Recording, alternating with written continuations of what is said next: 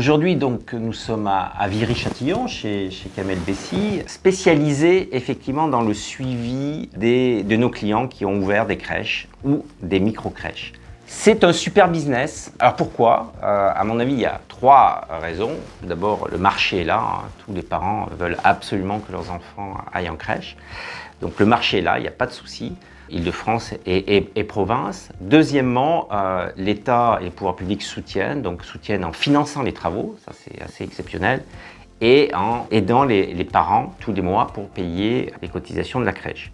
Donc ça fait trois façons de subventionner cette activité-là, qui fait qu'effectivement on a une visibilité et une rentabilité assez exceptionnelle. Donc Kamel Bessy va nous expliquer effectivement ce qu'il fait, puisque lui il accompagne une centaine de crèches ou de micro-crèches, et donc il a une vraie expérience sur cette activité-là. Effectivement, au sein du cabinet Acofi, je suis le référent crèche.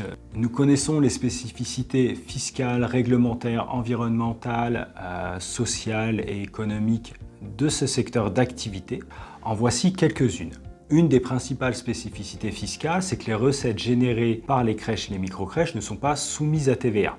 Une des spécificités également sociales, cette fois-ci, c'est qu'en fonction de la taille de la crèche, donc on va être soit en micro-crèche si on accueille moins de 10 enfants, soit en crèche traditionnelle si on accueille plus de 10 enfants, notre effectif sera composé de professionnels différents avec des qualifications différentes. En spécificité économique, en fonction de la taille des locaux, nous pouvons accueillir plus ou moins d'enfants. Les micro-crèches sont limitées à 10 enfants, donc on va avoir des locaux de 100 à 120 mètres carrés. Et pour les crèches traditionnelles, il faut qu'on ait 10 mètres carrés au minimum par enfant. Autre particularité économique, c'est que nous avons trois financeurs. Nous avons les familles, bien sûr, qui payent une partie du coût de la garde de leur enfant. Nous avons la CAF qui subventionne une autre partie. Et nous avons des partenaires privés, des entreprises ou des collectivités locales qui vont réserver des berceaux pour leur personnel afin de fidéliser leurs équipes.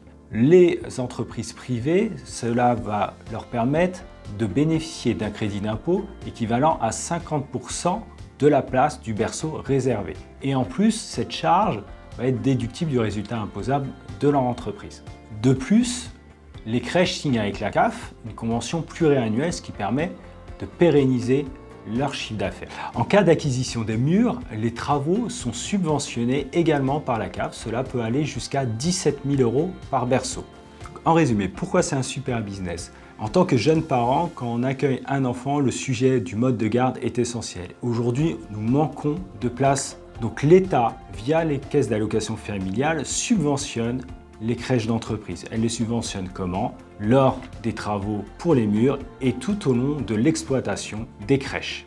On n'a pas de souci pour trouver des clients puisqu'on a une multitude d'enfants qui attendent des modes de garde. On a également des financeurs outre la CAF, les partenaires financiers classiques contribuent au tour de table pour pouvoir ouvrir les crèches. C'est également une activité réglementée. En cas de projet d'ouverture de crèche ou de micro-crèche, vous pouvez me consulter, vous trouverez mes coordonnées à la fin de cette vidéo.